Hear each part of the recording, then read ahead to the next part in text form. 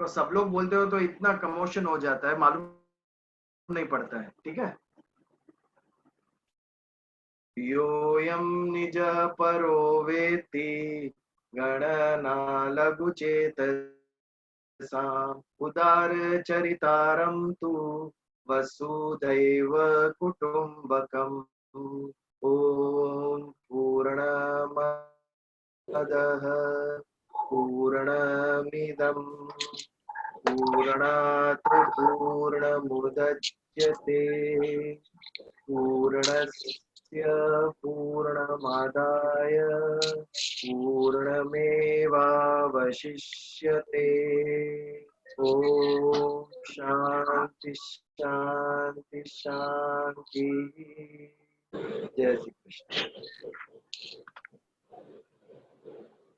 Kunal, you can upload that shlok, 10th shlok.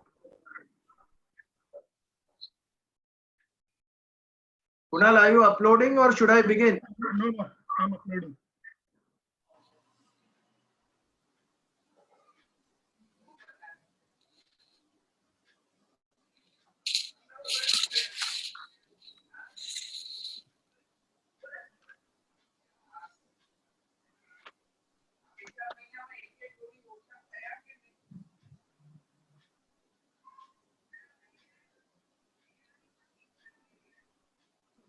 Small thing.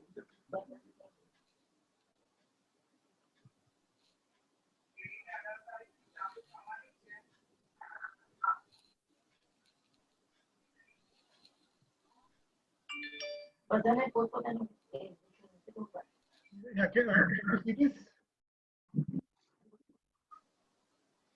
Yeah. But not this one. Not this.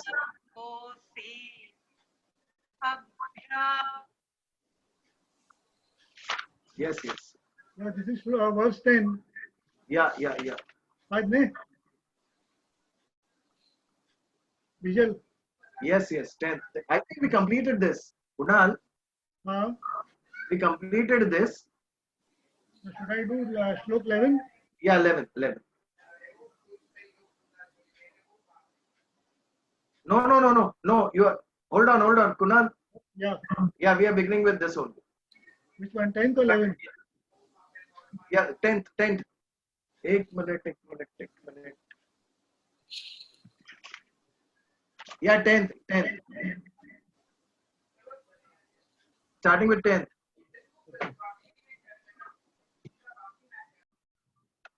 Yeah.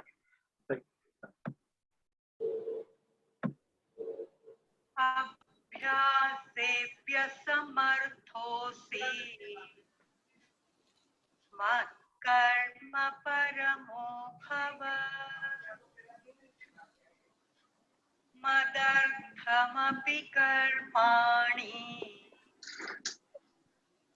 कुर्वन् सिद्धिमवाप्स्यसि।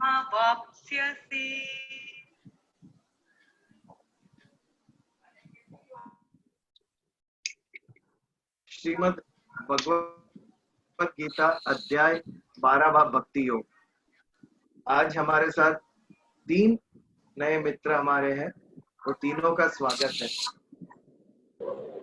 Mrinali is there, Akshit Parekh is there and Dashant Shah is there. 3 new people, all are welcome. We are doing Bhagavad Gita 12th अध्याय, 12वां अध्याय पे हम विचार कर रहे हैं भक्ति योग के ऊपर।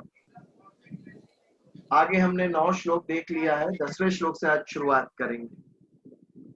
जस्ट एक थोड़ा संक्षिप्त में 3 नए मित्र हैं हमारे साथ। तो अर्जुन प्रश्न करता है कृष्ण भगवान को, एक सगुण भक्ति और एक निर्गुण भक्ति, ये दोनों में श्रेष्ठ भक्त कौन? व्हाट इज सगुण भक्ति? जो एक आकार को, एक फॉर्म, मूर्ति पूजा, आप मूर्ति ले लो या भगवान की एक छवि ले लो, फोटो ले लो, whatever, there is a form, एक आकार है। और जब आकार आता है तो उसको गुण आता है। जब निराकार होता है, हवा निराकार है, हमें दिखती ही नहीं, बट उसका गुण हमें पता चलता है, वी कैन फील एयर, उसको गुण है। बट ये जो निर्गुण तत्व है, आत्म तत्व, it's like energy, it's like power, electricity, जो दिखती नहीं है लेकिन उसका फंक्शन दिखाई देता है हमें। वो निराकार है, दिखती नहीं है, इसके लिए कोई गुण नहीं है। जो सगुण है, उसको आकार है। आत्मा जब शरीर धारण करती है तो उसको आकार मिलता है। आकार और रूप आता है तो एक नाम आता है। हर एक व्यक्ति का एक डिस्टिंक्ट नेम, और उसके साथ शरीर के साथ गुण आते हैं। कोई लंबा, कोई छोटा, कोई मोटा, कोई पतला, अलग अलग अलग सब गुण आते हैं।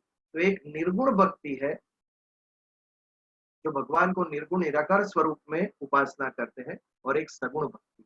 ये दो में आपके कौन श्रेष्ठ है? तो ये उसे समझाने के लिए भगवान कृष्ण ने भक्ति योग कहना शुरुआत की। तो उसमें अभी तक हमने क्या देखा? सगुण और निर्गुण भक्ति की डेफिनेशन देखी, उसके लक्षण देखे, दोनों में सुगम कौन सा है, दोनों में डिफिकल्ट कौन सा है, वो हमने देखा। उसके बाद भक्ति कोई भी आप मार्ग से करो, निर्गुण करो, सगुण करो, लेकिन भक्ति होती क्यों नहीं है? उसके अंदर क्या ऑब्स्टेकल्स आते हैं? What are the difficulties faced?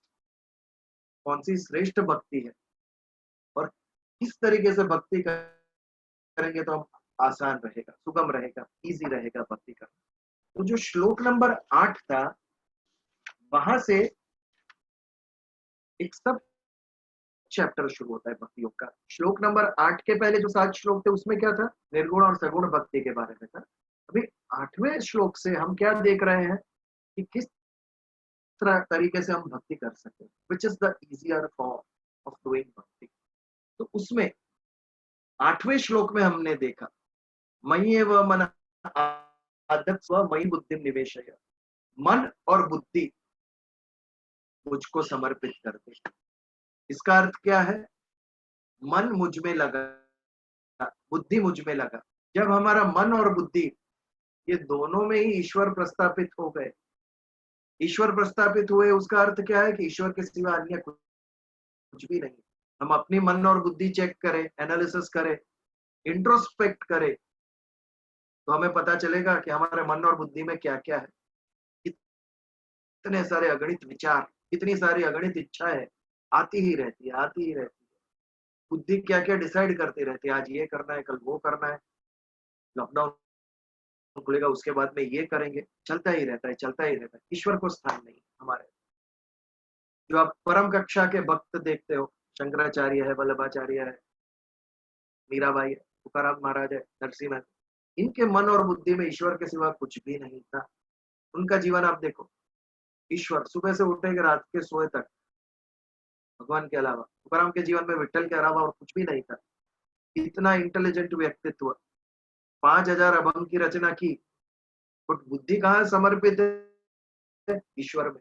Mirabai ने भी इतने पद लिखे, इतनी उच्च कक्षा की वो कवियत्री थी, बट कहाँ पर यूज हुई? सब इंटेलेक्ट, सब उनका कवित्व यूज कहाँ पर हुआ? श्री कृष्ण। इसके अलावा एक भी उनका आपको पद दिखेगा जो मीराबाई ने लिखा। ये कब संभव होता है? ये तभी संभव होता है जब मन और बुद्धि ईश्वर को समर्पित हो गई हो, तभी। ईश्वर के अलावा और कुछ निकलता ही नहीं है। मन और बुद्धि।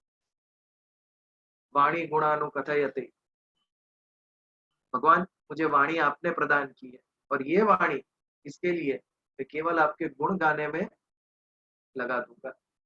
आपके ही गुण इस वाणी से निकलेंगे। हमारी वाणी से क्या क्या निकलता रहता है, आप सोचो। सुबह से शाम क्या वाणी का सदुपयोग किया है हमने। हमारे अलावा दी भगवान ने किसी को वाणी? इतने सारे विश्व में मिलियंस ऑफ स्पीशीज, इसको वाणी दी ईश्वर ने? केवल हमें दी है, मनुष्य को। और क्या उसका उपयोग किया हमने? सोचो कभी। दूसरों को क्रिटिसाइज करके करने के अलावा क्या किया? वाणी गुणानुकथय। हमारा जो कान है उससे मैं श्रवण क्या करूंगा? केवल आपके गुणगान में श्रवण करूं। हमें क्या श्रवण करना अच्छा लगता है? गॉसिप।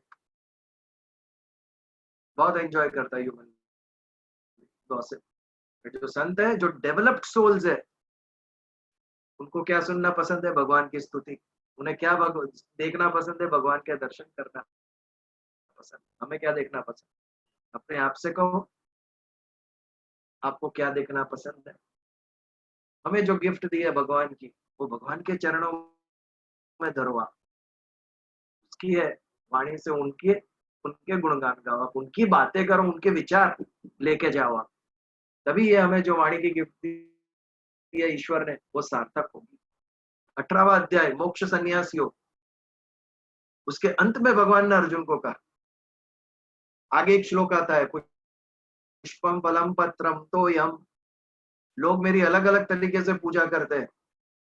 पुष्पम फूल चढ़ा के, पत्रम बिली पत्र चढ़ाते हैं, तुलसी पत्र चढ़ाते हैं, फलम फल चढ़ाते हैं, तोय यानी जल, शिवलिंग के ऊपर जल चढ़ाते हैं। ये सभी भक्ति है, सभी भक्ति है, you can deny it. But मेरा श्रेष्ठ भक्त कौन अर्जुन? एंड में कहते हैं भगवान 18th अध्याय में, मैंने ये जो तुझे उपदेश दिया, मैंने जो ये भगवत गीता कही तुझे, ये मेरे विचार जो अंतिम मनुष्य तक लेके जाएगा, वो मेरा श्रेष्ठ भक्त। विचार भक्ति सत्य नहीं है इसमें। आज डेवलपमेंट, प्रगति किससे हुई? विचार से हुई है। Why human being is so much developed, इतना प्रोग्रेस कैसे किया हमने? बुद्धि के कारण किया, हमारे विचार के कारण किया। और ये बुद्धि किसकी गिफ्ट है? ईश्वर की गिफ्ट। अन्य किसी भी प्रजाति में इतनी हाई लेवल की बुद्धि नहीं दी है। तो ये जो विचार है मेरे, ये जो अन्य मनुष्य तक लेके जाएंगे, वो मेरा श्रेष्ठ भक्त। अभी एक गुजराती की बहुत बड़ी कवियत्री का देहांत हुआ, वर्षा अडालजा, और उनके जो पति थे उतने ही श्रेष्ठ कवि थे मकरंद दवे। बहुत सारा आध्यात्मिक काव्य उन्होंने लिखा है, और उन्होंने लिखा था, एक गुजराती है, छोटी सी कपलेट है, गम तू जो मड़े तो गुंजे ना भरिए, गमता नो करिए गुलाल। अगर कुछ अच्छी चीज मुझे प्राप्त होती है तो मेरे पॉकेट में भर के नहीं रखूंगा मैं, तो जैसे गुलाल उड़ाते हैं वो चीज में सब में बांटूंगा। वाल्मीकि जी को रामायण का स्फुरण हुआ, उन्होंने क्या किया? रामायण लिखी और सबके लिए समर्पित कर दी, संसार के लिए। व्यास जी ने महाभारत पुराण सब कुछ समर्पित कर दिया, कहीं भी कॉपीराइट नहीं रखा। अगर भगवत गीता पे व्यास जी ने कॉपीराइट लिखा रखा होता तो आज पहुंची होती लोगों तक इतने प्रमाण में। जो भगवान ने मुझे गिफ्ट दी है, वो समर्पित सारे समाज को, सबकी उन्नति के लिए। तो इस प्रकार अगर मुझे भगवत गीता का ज्ञान प्राप्त होता है, और फिर अगर मैं दूसरों की उन्नति के लिए, दूसरों की प्रगति के लिए उसको मैं नहीं कहता हूं, तो मैं मनुष्य नहीं, आई एम लैकिंग, मेरा जीवन सार्थक नहीं। भगवान ने जो बुद्धि दी, भगवान ने जो वाणी दी, उसको मैं सार्थक कब करूंगा? जब मैं उसका काम करूंगा, उसके द्वारा भगवान का मैसेज दूसरे तक लेके जाऊंगा, तभी मेरा जीवन सार्थक होगा वो करने से। तो इस प्रकार मन और बुद्धि भगवान में जब हम लगा देते हैं, भगवान में जब हम लगा देते हैं, तभी जो भक्ति निर्माण होती है वो श्रेष्ठ भक्ति, उससे ऊपर कुछ नहीं। बट कितना डिफिकल्ट है आज के युग में। आप सोच सकते हो, कल से केवल ईश्वर की उपासना, मन में केवल ईश्वर के विचार, बुद्धि केवल ईश्वर के काम में ही लगाएंगे। कठिन है, डिफिकल्ट है। अलग अलग विषय हमारी आंखों के सामने, कान के सामने संगीत आएगा और मन भटक जाएगा। अच्छे खाने के व्यंजन हमारे सामने आएंगे और बाकी सब हम भूल जाएंगे। इंद्रिया जो है वो विषय के तरफ आकर्षित होती रहेगी और मन हमारा भटकता रहेगा। क्योंकि सभी इंद्रियों का अनुष्ठान मन के अंदर है।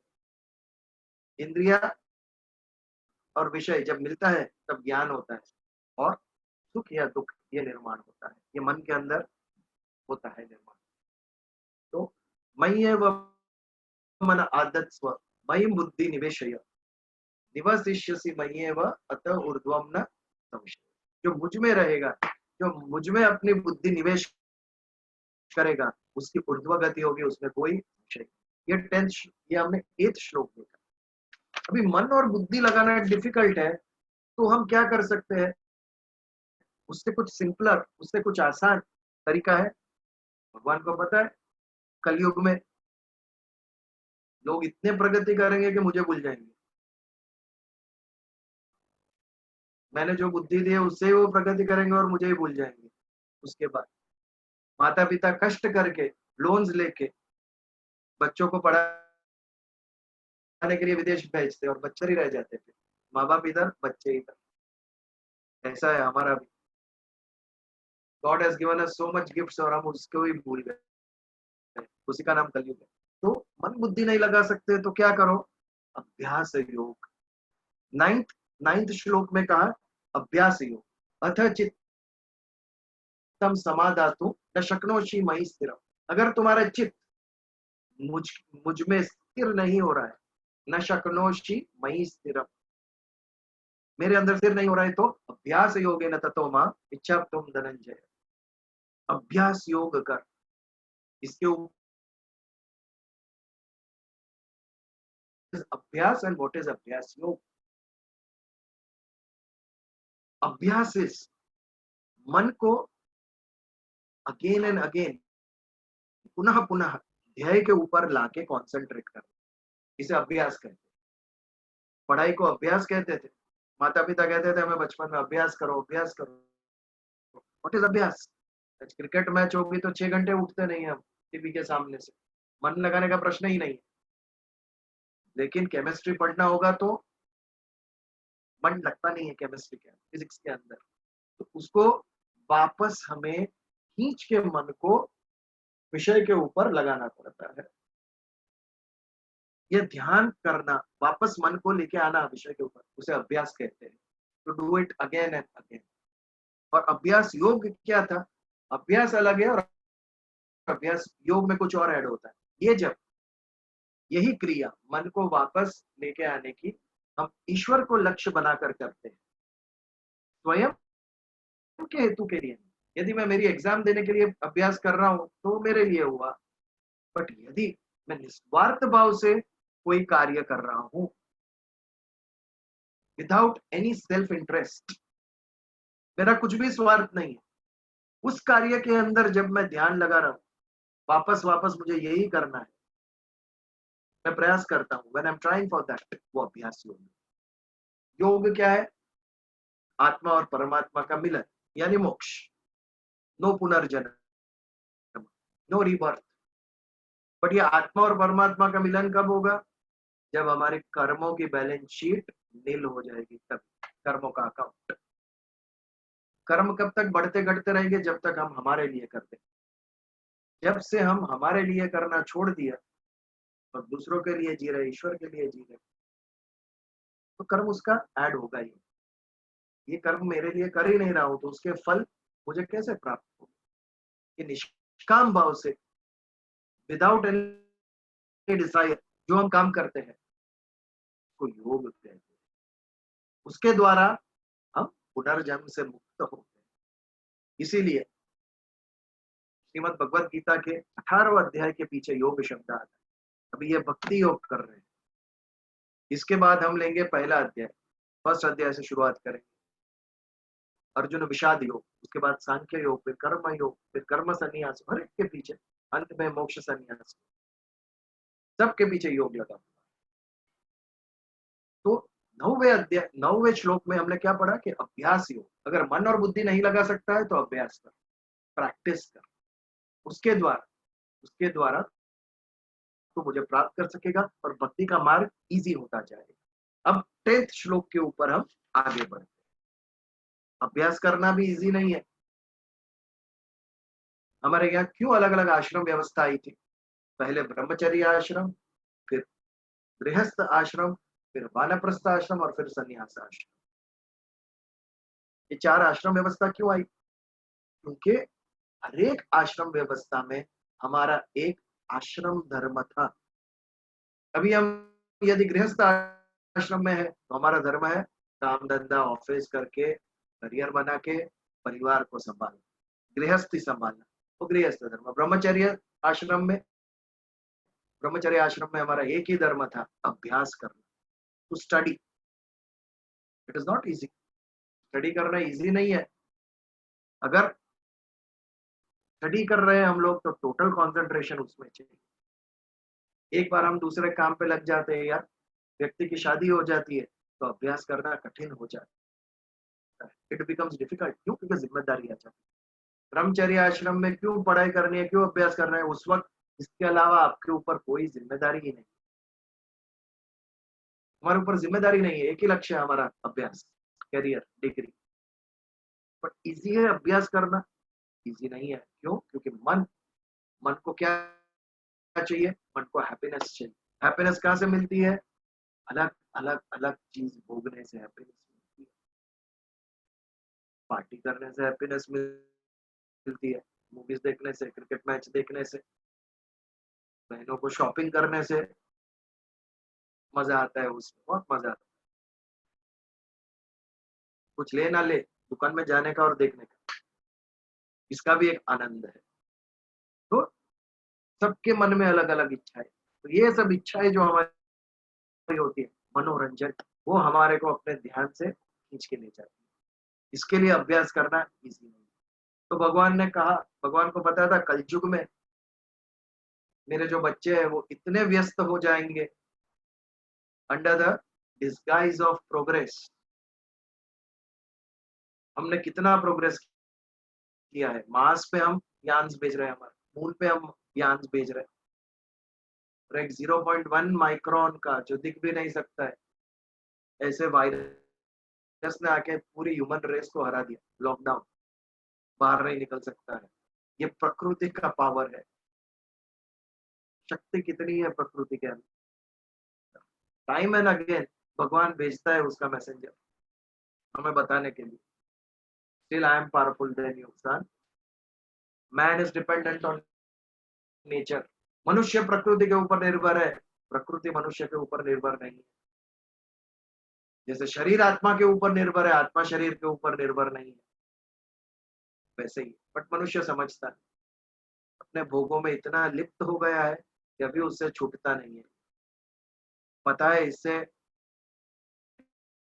एनवायरमेंट डिस्ट्रॉय हो रहा है, फिर भी हमारे से वो चीजें छूटती नहीं, इतने एडिक्टेड हो गए हैं। तो अगर अभ्यास करने में भी आप असमर्थ हैं, तो भगवान ने कहा कि तीसरी चीज समझो, अभ्यासेप्य समर्थोसी मत कर्म परमो भव। अगर तू अभ्यास करने में भी असमर्थ है, अगर तेरा मन और बुद्धि मुझ में नहीं लग रही है, तो क्या कर? कर्म कर। मत कर्म परमो भव, कर्म कर। क्यों? मदर्थमपि कर्माणि कुर्वन् सिद्धिम अवाप्स्यसि। मेरा कर्म करते करते, मुझे कर्म अर्पण करते करते क्या होगा? कुर्वम सिद्धिम अवाप्स्यसि। अवाप्स्यसि यानी प्राप्त करना, कुर्वन् यानी करना, तो सिद्धि प्राप्त करे। कैसे सिद्धि प्राप्त करेगा? मदर्थमपि कर्माणि, मेरे लिए कर्म करे तो तू सिद्धि प्राप्त करेगा। हमने 3 प्रकार के कर्म देखे थे आगे के श्लोकों में। 3 प्रकार के कर्म देखे थे। एक मदर्पण कर्म, एक मदर्थ कर्म और एक मत कर्म। 3 देखे। उसको मैं अभी रिपीट नहीं कर रहा हूं। मत कर्म परमो भव, उसमें जो तीसरा था मत कर्म, उसकी बात भगवान कर रहे हैं। तीसरा क्या था? मत कर्म, टोटल मुझे समर्पित करके सभी कर्म कर। अभी हमारे जीवन में हम देखते हैं सुबह से शाम पूरी जिंदगी हम कर्म करते रहते हैं। ये कर्मों का विभाजन हम 3 चीजों में कर सकते हैं। 3 प्रकार के कर्म हम कर सकते हैं। एक स्वयं के लिए, उसमें क्या आ गया? पढ़ाई लिखाई, काम काज, घर संभालना, परिवार संभालना, ये सब जो कर्म है, ये कर्म एक प्रकार का। दूसरा प्रकार का हुआ जो हम अन्य के लिए कर्म करते हैं, फॉर अदर्स। एक स्व के लिए, दूसरा पर के लिए। अदर के लिए जो हम कर सकते हैं, उसे अगर एक वर्ड में कहना है तो वी कैन से सेवा, सर्विस। जो स्वयं के लिए नहीं है, दूसरों के लिए, वो सेवा है, वो सर्विस। क्वेश्चन माइंड में आ रहा है, why should I save others, service others? मैं दूसरों की सेवा क्यों करूं? क्यों सब अपने पैरों पे खड़े नहीं हो सकते? सब अपना क्यों नहीं संभाल सकते? क्यों एक व्यक्ति दूसरी व्यक्ति की सेवा करे? बहुत विचारने के बाद हमें पता चलता है क्यों, क्योंकि केवल मनुष्य में ही ये कैपेसिटी कैपेसिटी है कि वो दूसरे के लिए कुछ कर सके। बाकी अन्य किसी भी प्रजाति में ये समझ ही नहीं है कि ये भी मेरा भाई है, मुझे उसके लिए कुछ करना है। केवल मनुष्य को भगवान ने ये समझ दी है। आज एक सुंदर मैसेज पढ़ा मैंने, जो मैं पहले भी कह चुका था, वही बात थी, उसमें अलग एग्जाम्पल दिया था। उसमें देयर वाज एन एंथ्रोपोलॉजिस्ट, एक एंथ्रोपोलॉजिस्ट थी लेडी, उसको पूछा किसी ने कि सभ्यता की, सिविलाइजेशन की शुरुआत कब हुई, कब से मनुष्य सिविलाइज्ड हुआ, व्हाट इज सिविलाइजेशन। यदि हम सामने सामने प्रत्यक्ष प्रवचन चल रहा होता तो I would have asked that what is civilization. Civilization word comes from civic, civic means city, जो सिटी से रिलेटेड है वो सिविक या सिविलाइज्ड। जो गांव में रहता है, जो वन में रहता है, वनवासी आदिवासी, उसका रहन सहन अलग है। जो गांव में रह रहा है उसका अलग है, और जो सिटी में रह रहा है उसका अलग है। जो सिटी में रहता है वो अपने को ज्यादा पॉलिश्ड सोफिस्टिकेटेड समझता है, बाकी लोग थोड़े नाइव होते हैं। वनवासी टोटली डिफरेंट होते हैं, आदिवासी। तो जो सिविक सिटी में जो जिस तरीके से रहता है वो सिविलाइज, यानी जिसमें ज्यादा मैनर्स एटिकेट्स ये ज्यादा है, वो सिविलाइज है। तो ये सिविलाइजेशन कब से शुरुआत हुई, और एंथ्रोपोलॉजिस्ट ने एक सुंदर उत्तर दिया। हमारा जो थाई बोन होता है पैर में, तो फेमर कहते हैं, FEMUR। पहली बार जब किसी मनुष्य का थाई बोन टूटा और अपने आप वापस हील हो गया, तब से सिविलाइजेशन की शुरुआत हुई। अब ये कैसा आंसर है, what civilization has to do with thigh bone. तभी उन्होंने समझा कि आप प्राणी जगत में देखो, किसी भी एनिमल का पैर टूटता है, बोन टूटता है, तो ही कैन नॉट वॉक। और प्राणी जब चल नहीं सकता है, एक पशु, तभी क्या होता है, वो एक ही जगह पे स्टेशन हो जाता है, उधर ही स्थिर हो जाता है।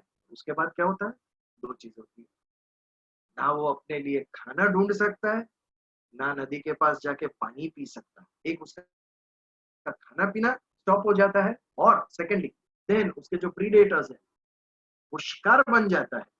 यदि किसी कोई एक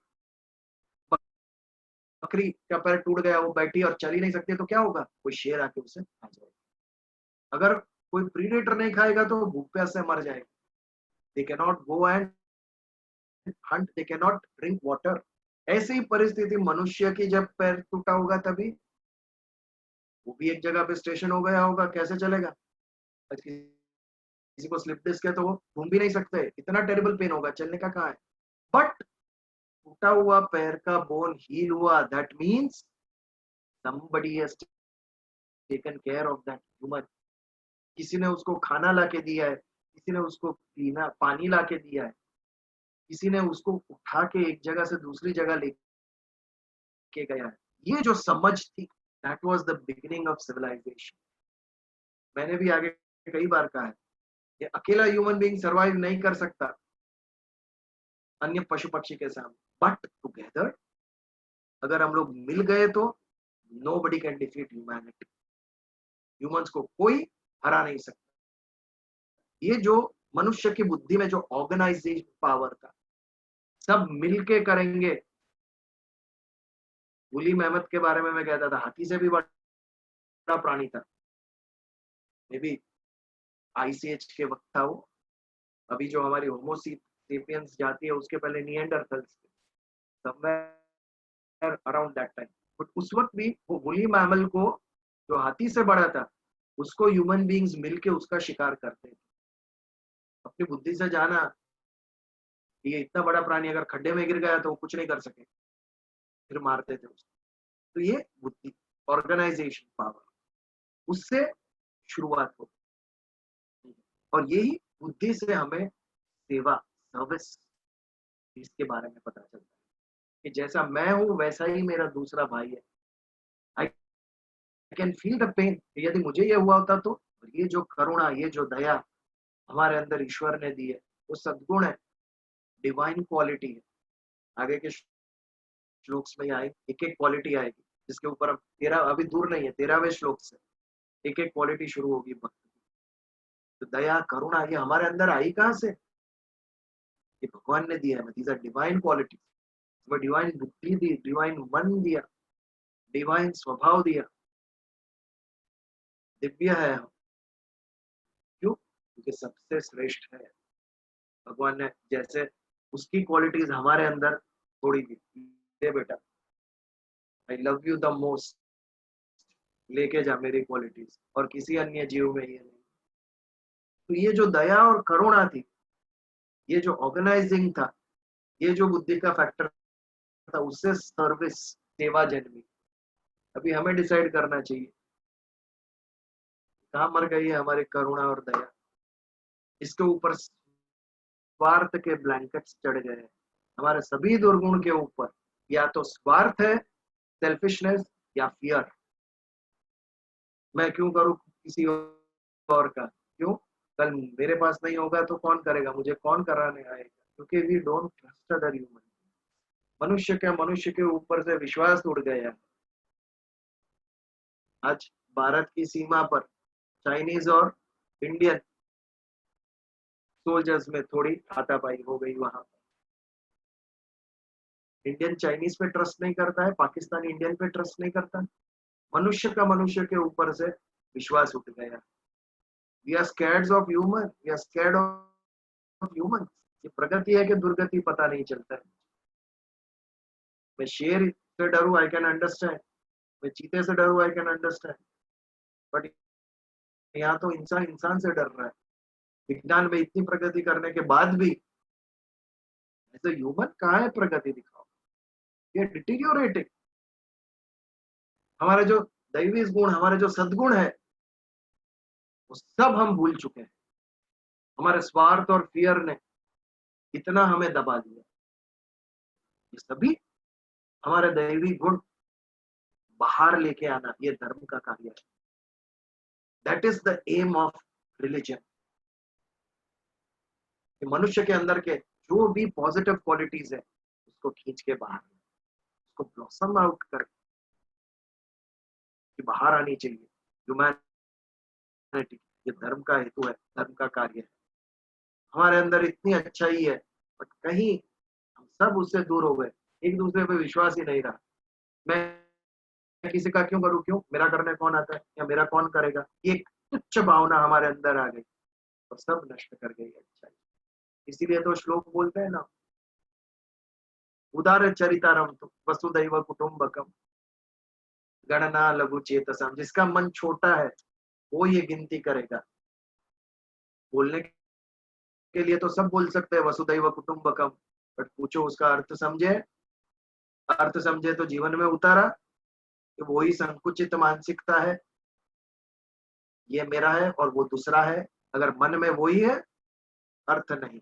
वसुदैव कुटुंबकम बोल, सभी मनुष्य को अगर तू प्रेम न कर सके और जाति धर्म बुद्धि के आधार पर उसमें भेद कर रहा है तू, तो ये खाली बोलने के लिए है वसुदैव कुटुंबकम। हृदय से निकलना चाहिए। वो उदार चरित्र होना चाहिए हमारा। सारी पृथ्वी को एक दृष्टि से देख। दो राष्ट्र नहीं देख रहे, इसके लिए मैं अपनी बड़ाई, मैं अपनी अच्छाई छोड़ दूं तो मैं भी छोटे मन का हो गया। ऐसा नहीं। विश्वास रख लोगों के ऊपर और बड़े मन से जीवन जी, तभी तेरा जीवन भी सुंदर होगा और दूसरों का भी जीवन हम सुंदर करेंगे। तो अभ्यासेभ्य समर्थोसी मत कर्म परमो भव। मत कर्म यानी मेरे लिए कर्म कर। कर्म करना बहुत इजी है। कर्म भक्ति सबसे आसान भक्ति है। किसी भूखे को जाके खाना खिलाना कितना आसान है। मंदिर में जाके गाय को घास डालना आसान है। उसके लिए कोई अभ्यास करने की जरूरत नहीं। उसके लिए कोई मन बुद्धि लगाने की जरूरत नहीं है।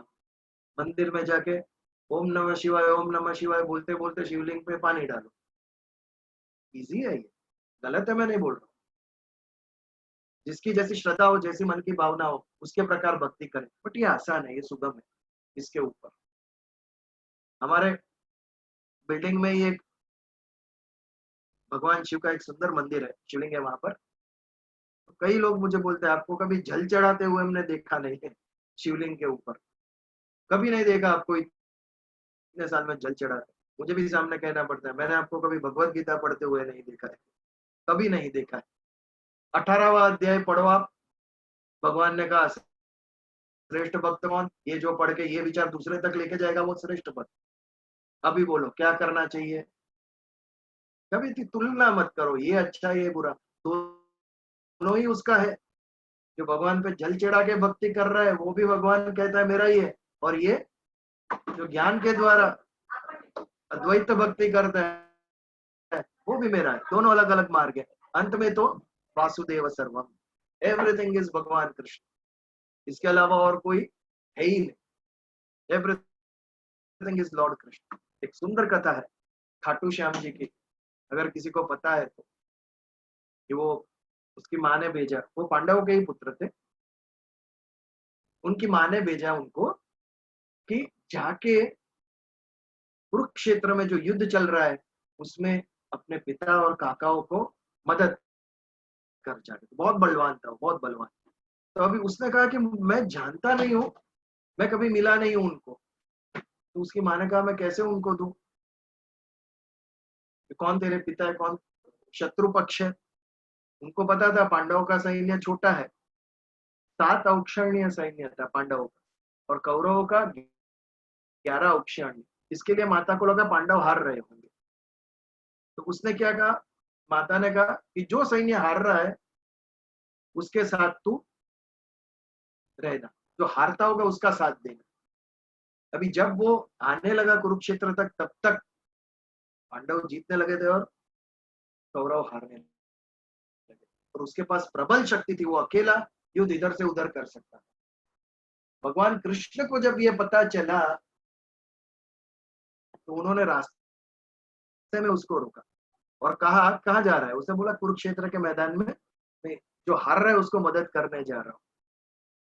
तो वहां पे भगवान ने कहा कि ठीक है, बट तू मुझे एक वचन दे के मैं जो तेरे से मांगू वो तू मुझे देगा। उन्होंने कहा ठीक है, मैं वचनबद्ध हूँ, आप जो मांगेंगे वो मैं दूंगा। आप भगवान कृष्ण है, आपको मैं कैसे मना कर सकता? और कृष्ण भगवान ने उससे क्या मांगा? भगवान ने कहा तेरा सिर काट के दे दे मुझे। इमेजिन, वो वचन से बद्ध था। उन्होंने कहा ठीक है मैं देता हूँ मेरा सिर, लेकिन मेरी एक ही इच्छा है, मुझे कुरुक्षेत्र का युद्ध करना था, युद्ध देखना है। ये मेरी इच्छा कैसे पूर्ण करेंगे? भगवान ने तथास्तु कहा, "हाँ, तेरे सिर को मैं उधर ऊपर माउंटेन, एक पहाड़ था उसकी ऊपर मैं रख दूंगा, वहां से तो पूरा युद्ध देख सकेगा।" और उस बालक ने अपना सिर काट के दे दिया और भगवान इतने प्रसन्न हो गए।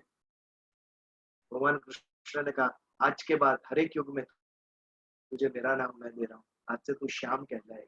खाटू श्याम जी, वो हिडिंबा के पुत्र का ये था, बर्बरिक का ऐसा नाम था उसका। तो सिर ऊपर लग गया उसका, और वहां से वो कुरुक्षेत्र का युद्ध देख रहा है। वो युद्ध समाप्त होने के बाद जब उसको पूछा गया कि तूने क्या देखा ऊपर से, कुरुक्षेत्र में क्या देखा, व्हाट वाज हिज रिप्लाई? उसका उत्तर था मैंने सिर्फ सुदर्शन चक्र देखा है और कुछ भी नहीं देखा है, सिर्फ सुदर्शन चक्र। यहाँ पर तो कहते हैं कि कौरव और पांडवों ने युद्ध किया, और जो तटस्थ भाव से ऊपर से देख रहा है उसको सिर्फ सुदर्शन चक्र दिख रहा है। What does this mean? आगे भगवान ने भी अर्जुन को विराट स्वरूप पर वक्त किया है कि ये सब मर चुके हैं, ये जो भी कर रहा हूं मैं कर रहा हूं, मुझे सिर्फ निमित्त बन के तीर चलाना है, ताकि इन सबको मैं मार चुका हूं ऑलरेडी। ये भ्रम होता है हमें कि मैं कर रहा हूं, कर कौन रहा है? वासुदेव सर, वो ही चक्र घुमा रहे थे ऊपर बैठ के। ये तो निमित्त बन के सब अपना युद्ध लड़ रहे हैं। हमारे जीवन का भी वैसा ही है। हमको लगता है मैं युद्ध लड़ रहा हूँ, मैं कितना स्ट्रगल कर रहा हूँ लाइफ में, ऑफिस में कर रहा हूँ, घर में कर रहा हूँ, सोसाइटी में कर रहा हूँ। भगवान सब कर रहा है, तू क्या कर रहा है? You are destined to do that. निमित्त है मात्र। जो भी तेरे साथ हो रहा है या जो भी तू कर कर रहा है वो करवा रहा है तेरे पास। सिर्फ सुदर्शन चक्र देख, तू और मैं कुछ नहीं कर रहा हूँ, निमित्त, मात्र निमित्त। अर्जुन समझ ही नहीं रहा था, मैं कर रहा हूँ, मैं कैसे मारूं मेरे स्वजन को? अरे तू कहाँ मार रहा है, तू खाली तीर चला रहा है, मार मैं रहा हूँ। वैसे ही हमारा ही है। हमें हमारे हाथ में क्या दिया है भगवान ने? पुरुषार्थ। तू केवल कर्म कर सकता है, फल देना मेरे हाथ में है, प्रारब्ध मेरे हाथ में है। तू केवल कर्म कर सकता है। तेरे कर्म से तू कहाँ पहुंचेगा वो तेरे हाथ में नहीं है। तेरे हाथ में क्या है? काम करना, वो कर। हमारे हाथ में क्या है? भगवान का संदेश लेके, भगवान का ये उपदेश लेके, वो भगवत गीता दूसरे व्यक्ति तक जाना मेरे हाथ में है। कर्मण्येवाधिकारस्ते। फिर उसको समझाना, उसको प्रेरित करना, उसको सुनवाना, भगवान ये सब तेरे ऊपर है, मेरे ऊपर नहीं। I have to just try. मुझे सिर्फ पुरुषार्थ करना है, मुझे सिर्फ काम करना है, मुझे सिर्फ एक्शन करनी है, इसके आगे और कुछ भी नहीं करना है। मोटिवेट अदर्स, उनसे ये बात करो। सारा का सारा समाज, हमारे ऊपर के 2-3 जनरेशन जिन्होंने जीवन में ये पचाया था, रामायण, महाभारत, भगवत गीता, वो पूरे के पूरे जनरेशन चले गए। और हम जो तैयार हुए हैं वो एबीसी पढ़ के तैयार हुए हैं, और इस सुंदर ज्ञान से हम अलिप्त रह चुके हैं, विमुख हो गए। कहीं पर वापस उद्योग करना है, वापस प्रयास करना है। पहले ये हमारे जीवन में आए और उसके बाद उसको अन्य तक ले जाए, गुलाल करे, उसका सब जगह प्रादुर्भाव करे, उसको उड़ाए, उसको ये जो ज्ञान है उसको। भगवान मैसेज जो मेरा उपदेश लेके जाएगा वो मेरा श्रेष्ठ भक्त है। ये ज्ञान भक्ति है, श्रेष्ठ प्रकार की भक्ति है, ज्ञान भक्ति। ज्ञान के द्वारा हम ईश्वर को प्राप्त करने का प्रयास कर रहे हैं, ज्ञान मार्ग से कर रहे हैं, भगवान के विचार से।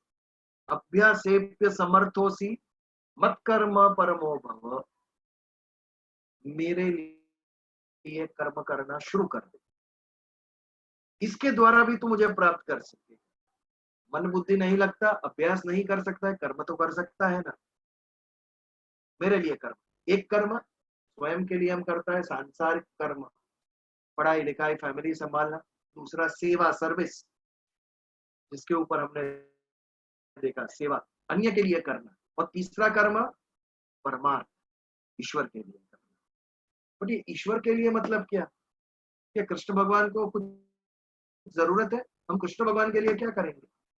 बट सेवा, परमार्थ कर्म में भी आता है स्वयं के लिए और दूसरे के लिए।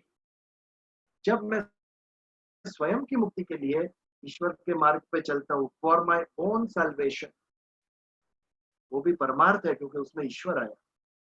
और दूसरा, जब लोगों तक मैं ये धर्म लेके जाता हूँ, भगवान की बातें, भगवान के विचार, धर्म लेकर जब मैं दूसरों के तक जाता हूँ, वो भी परमार्थ कार्य है। मैं दूसरों के पास क्यों गया? मेरे मेरे स्वार्थ के लिए मैं नहीं गया हूँ। तो भगवान के विचार उसके तक पहुंचे।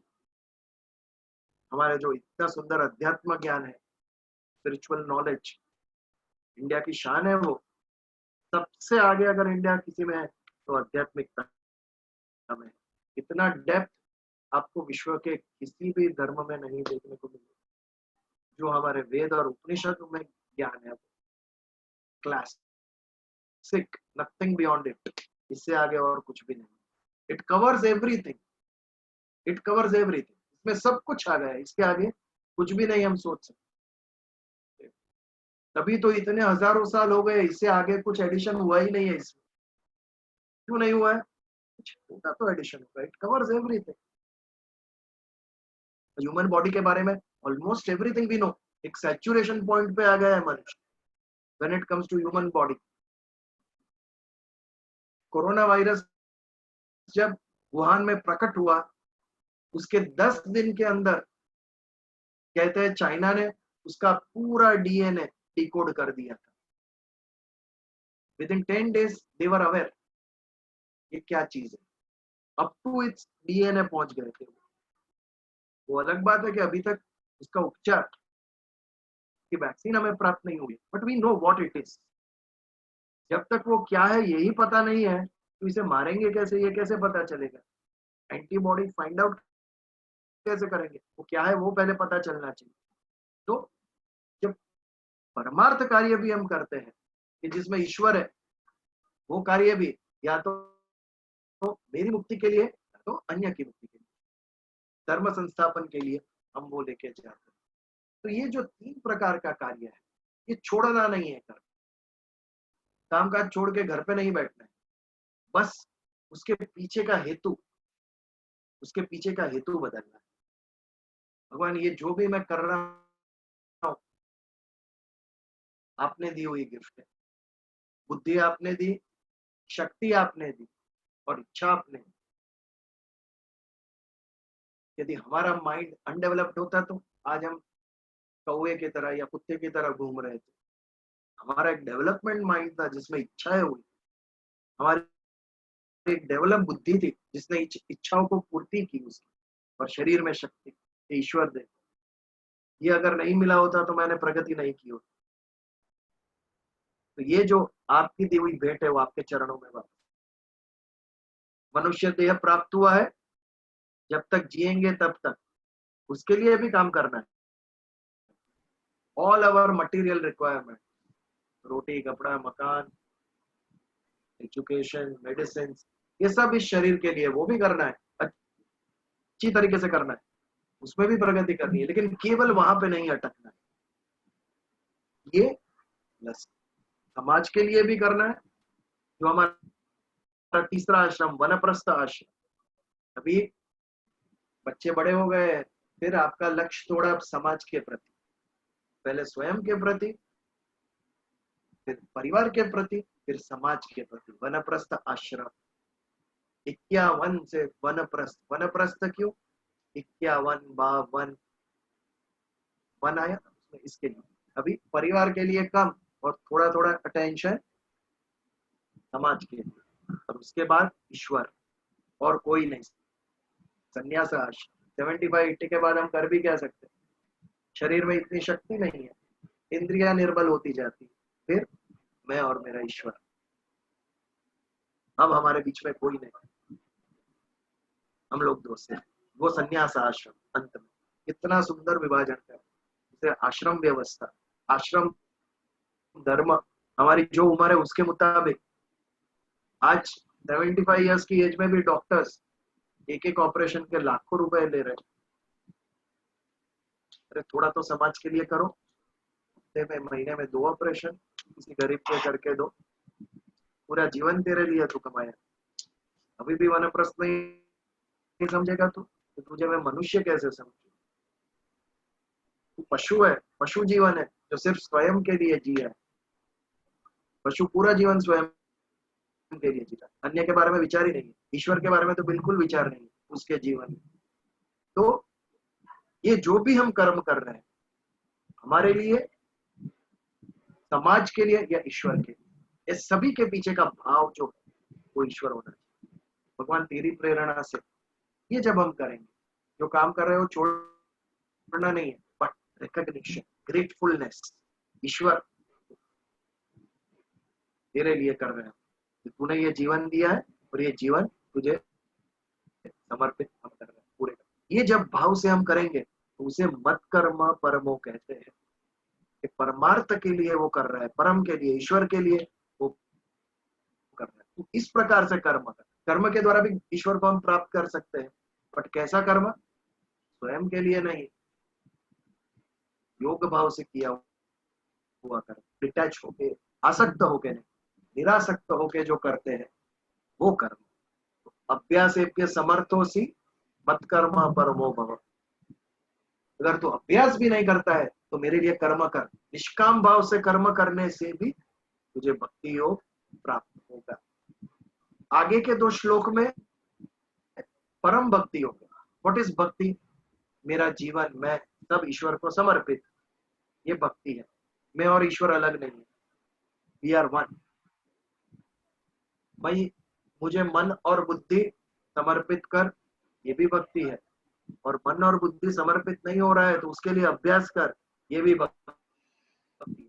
आगे के 2 श्लोक में भक्ति योग था, ये श्लोक में कर्म योग आ रहा है। यदि तू भक्ति नहीं कर रहा है तो कर्म के द्वारा भी मुझ तक पहुंच सकता है। मत कर्मा परमो भव मदर्थमपि कर्माणि कुर्वन् सिद्धिं अवाप्स्यसि। आज 10:30 बज गए हैं, तो वो सेकंड लाइन इसके संदर्भ में ही आ गए, बट वो अगले थर्सडे को हम शुरुआत करके आगे कंटिन्यू करेंगे 11वें श्लोक के ऊपर तक। अब यू कैन अनम्यूट और कुछ डिस्कशंस या क्वेश्चंस है तो we can take. So basically you're saying तेरा तुझको अर्पण क्या लागे मेरा, that is the first line, hello, right? Yeah. Hello, अब basically Yes. we are saying तेरा तुझको अर्पण क्या लागे मेरा। yes, उसके लिए पहले ये भाव होना चाहिए ना कि ये शरीर, मेरा मन, बुद्धि सब तेरा है। ये भाव जब आएगा, ये जब समझ आएगी। what is प्रारब्ध कर्म then? प्रारब्ध से ये मनुष्य देह हमें कैसे मिला? प्रारब्ध से मिला है। हमने पिछले जन्म में कुछ अच्छे कर्म किए थे, इसीलिए ये जन्म में मैं चींटी नहीं हूँ, इसके लिए मैं मनुष्य बना हूँ। और एज अ मनुष्य मैं जो कर्म करूंगा वो मेरा प्रारब्ध कर्म है। कर्म तो करना ही है, उसके बिना तो जीवन अशक्य है।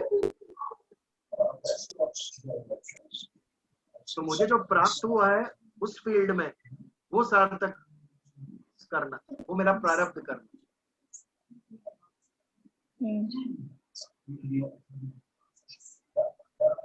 वो ऐसा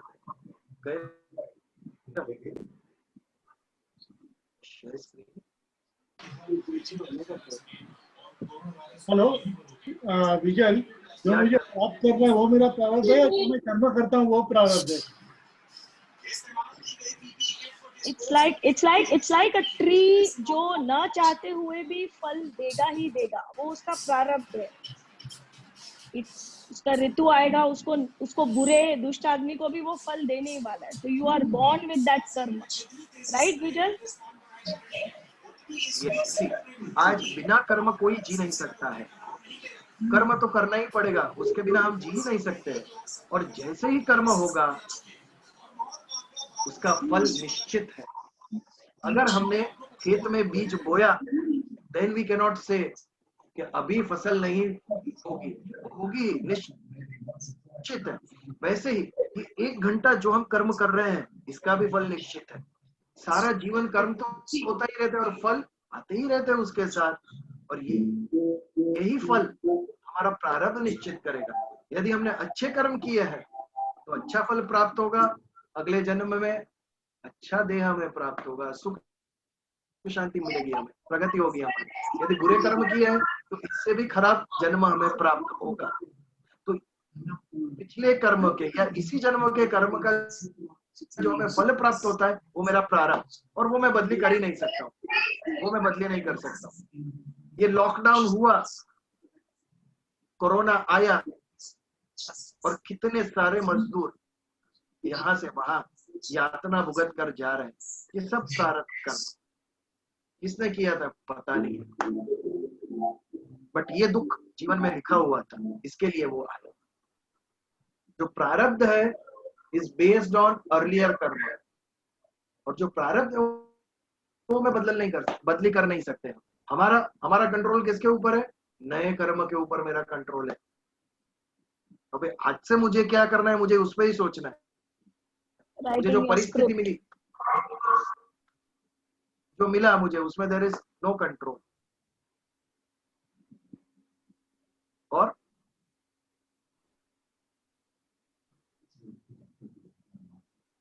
So it's basically हम अपनी स्क्रिप्ट खुद ही लिख रहे हैं। वो और बात है कि एक्ट 1 सीन 1 में हमको परफॉर्म करने मिलेगा या एक्ट 2 में परफॉर्म करने मिलेगा या एक्ट 3 में परफॉर्म करने मिलेगा, वो समय बताएगा। स्क्रिप्ट हम खुद ही लिख रहे हैं। And we keep blaming God. किसी परिवार स्वजन का कोई बीमार पड़ गया, किसी का एक्सीडेंट हुआ, वी स्टार्ट ब्लेमिंग गॉड। भगवान तूने ऐसा क्यों किया मेरे साथ? भगवान कहता है मैंने क्या किया? मैंने तो तुझे फ्री विल, इच्छा शक्ति और कर्म शक्ति बुद्धि दी। तेरा जीवन तो तू ही लिख रहा है, मैं कहाँ बीच में आ रहा हूँ। और अगर ये फ्री विल नहीं दिया होगा तो लाइफ इंटरेस्टिंग कहाँ रहती, रोबो बन जाते हम सब। ऐसा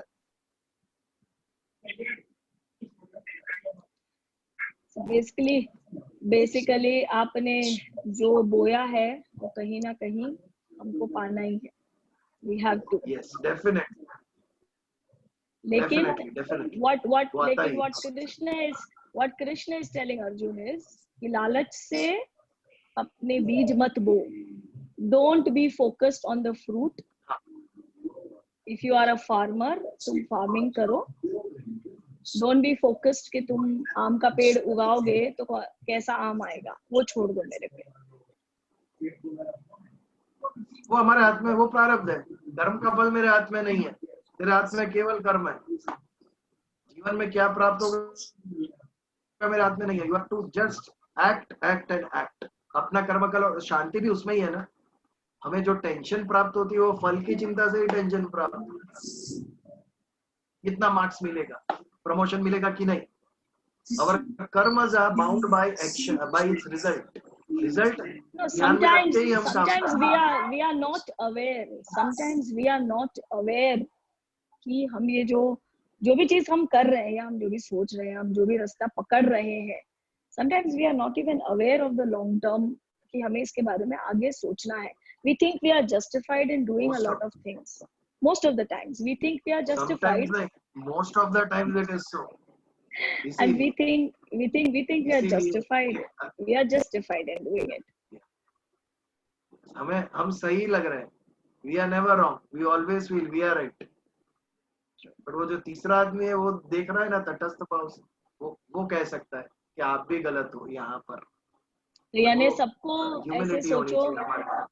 ऐसे सोच के चलो कि एक बर्बरीक हमें भी देख रहा है कहीं बैठा बैठा, और जैसे हमारे साथ में बगल में कोई भगवान, जिसको भी आप जिसमें भी श्रद्धा हो, वो हमारे साथ खड़े हैं, तो वो हर समय हमें देख रहे हैं।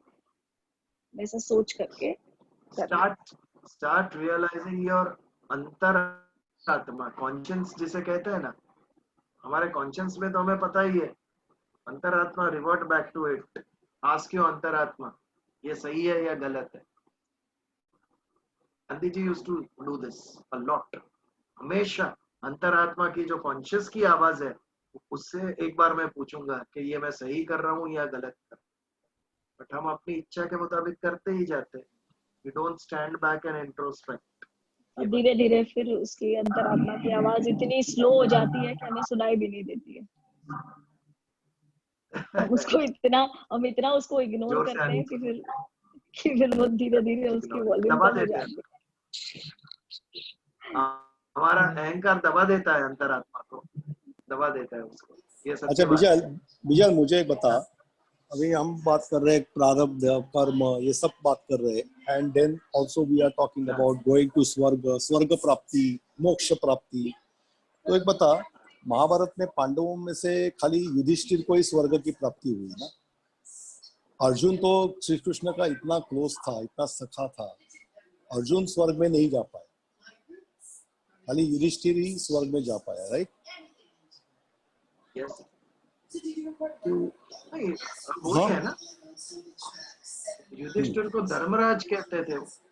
तो खाली आप यही जीवन नहीं पकड़ सकते हो उसके लिए, उनका संपूर्ण जीवन देखेंगे तो आपने उसने न्याय के ऊपर वो चले हैं। मैक्सिमम उन्होंने सब पांचों पांडवों में सबसे श्रेष्ठ जीवन उन्होंने जिया था, जिसमें किसी अन्य को भी दुख पहुंचाया नहीं उन्होंने। जो राइट है, जो जस्ट है। नहीं तो मैं वही बोल जी का जीवन देखो। नहीं तो मेरा कहना मतलब ये है कि युधिष्ठिर ने द्रौपदी को दांव पे लगाया एंड अपमानित हो गई, तो फिर भी उसको स्वर्ग की प्राप्ति हो वो। यस, वही बात। Yes, because that was under his purview. वो राजा था, उसको हक था उस काल में, एज पर दोज डेज, कि अपना राज्य हक पर लगाए और वो करे। गलती हुई उनसे। वो सी दैट रिफ्लेक्ट्स के ह्यूमन माइंड क्या है, वो हमारी वीकनेस दिखा रहा है। हम सबके अंदर ये वीकनेस है। जो गैम्बलिंग करता होगा उसको पूछो कैसे हम जब है, तो और हम लोग डबल खेलते हैं। क्यों? I want to recover that back. ये जो ह्यूमन माइंड की वीकनेस है वो युधिष्ठिर में दिखाई है महाभारत, कि वो कितना ऐसे- वीक हो गए। ऐसे तो बताया गया है कि सारे कौरव तुरंत तुरंत सारे के सारे स्वर्ग पहुंच गए थे, जितने भी लोग कुरुक्षेत्र में युद्ध में मारे गए थे सभी उसी समय, सभी को तुरंत, क्योंकि सभी का वो अंतिम ही उनका एक उनके हाथ से एक वो खराब कार्य होना बाकी था, बस उतना Right. करके वो सब राइट। सारे के सारे स्वर्ग पहुंच गए थे, including even Dushasan, Yes. Even Duryodhan, अरे इमीडिएटली जब ऑल हम ऑफ देम। हमें 2 दिन बुखार आए तो हम समझते हैं ये क्यों हुआ मेरे साथ, क्यों ये मैं पीड़ा भुगत रहा हूँ। बट जब हम दुख सहन करते हैं तब हमारे बुरे कर्म हम मिटा रहे हैं। बुरे कर्म का ये जो पीड़ा हमने भुगत ली अब वो कम हो गए, उसमें भी थिंक पॉजिटिवली। वैसे ही ये मृत्यु का है। भगवान कृष्ण ने जब सुदर्शन चक्र बनाकर रथ का पहिया उठा लिया तो भीष्म पितामह ने शस्त्र रख दिए और रथ से उतर गए। आइए प्रभु, आपके हाथ से मेरा मृत्यु सीधा मोक्ष, I will not even fight back. ये बात धर्मयुद्ध था, वो धर्म क्षेत्र में हो रहा था। कुरुक्षेत्र का नाम धर्म क्षेत्र था, वो पहले धर्म क्षेत्र था, वहां पर ये युद्ध हुआ था, धर्म युद्ध था। इसके लिए इसका जो फल हुआ वो सब मर के भी वो लोग को अच्छा फल प्राप्त हुआ।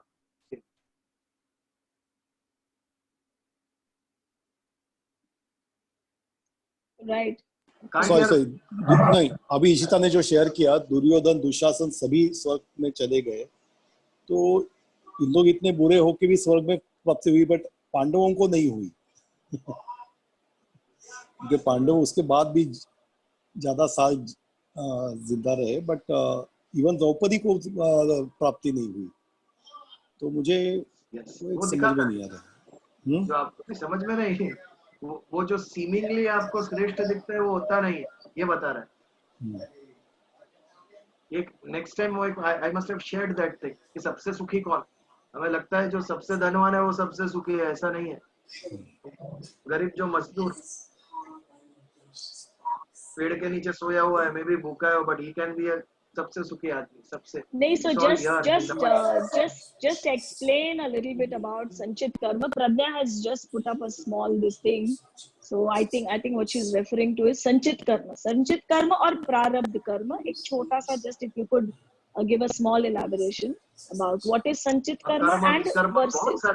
हाँ नहीं, just now Pragya has just put up a small thing कि भाई जाहिर है आप कर्म करोगे अच्छा और बुरा, और बुरे को बुरे से काटना है, अच्छे को अच्छे को भी भुगतना है, तो अच्छा बुरा आपस में नलिफाई नहीं हो सकता है। So if you could just elaborate a little bit about संचित कर्म also. I will but see because वो कर्म योग पूरा उसके ऊपर है।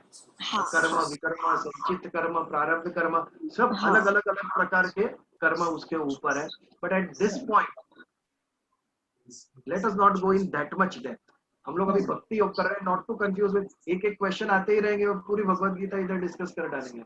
So, let us go systematically. अगर ऐसा कुछ है तो you can talk privately to me, जो विस्तार से जो बताना है वो, क्योंकि ऑलरेडी इट्स 10:45। इसके लिए Pragya Ishita good session that in detail वाली जो बात है ना, that we can take separately. उसके ऊपर आएगा, आगे के हम अध्याय करेंगे ना उसमें आएगा। और कुछ स्मॉलर क्वेश्चन स्मॉलर होगा तो जस्ट वी कैन टेक और फिर प्रार्थना करें। मेरा एक ही क्वेश्चन है और गांधारी ने श्री कृष्ण को शाप दिया, भगवान को भी। हाँ, क्यों उसने दुर्योधन के साथ कपट किया। यस, इसके लिए। और खाली दुर्योधन के साथ नहीं, बहुत सारा छल कपट हुआ इसके लिए। भगवान को भी श्राप मिला। अरे भगवान राम को, विष्णु भगवान को सनत कुमार का श्राप मिला, तभी राम बन के वो आए पृथ्वी के ऊपर। सनत कुमार ने श्राप दिया था विष्णु भगवान को, और तभी राम का ये लेके उन्हें पृथ्वी पर आना पड़ा और कष्ट भुगतने पड़े। इससे कोई भी इससे वंचित नहीं। कौन दुर्योधन, कौन अर्जुन, कौन युधिष्ठिर, द्रौपदी, सब समान है कर्म के आगे।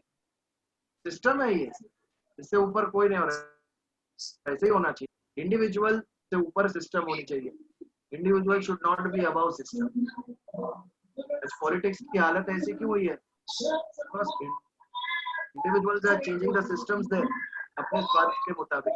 फॉलो द सिस्टम और देखो अच्छा होगा उससे. बट हमें सिस्टम फॉलो नहीं कर रही. हमारे अहंकार, हमारा स्वार्थ स्विच कर देते हैं सिस्टम को. ये बात. बट नेचुरल सिस्टम्स चेंज नहीं होती क्योंकि उसमें गॉड भी इंटरफियर नहीं करते. कृष्ण भगवान इंटरफियर नहीं करते होते, नहीं तो अर्जुन को कब का मोक्ष दिला दिया होता उसने. ये करने की जरूरत नहीं. चलो तो प्रार्थना करें. आज काफी देर हो गई. Shall we do the prayers? Thank you. Yeah.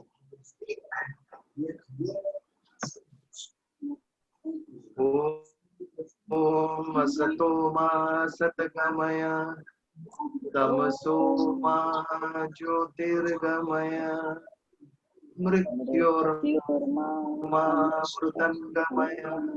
Om Shanti Shanti Shanti.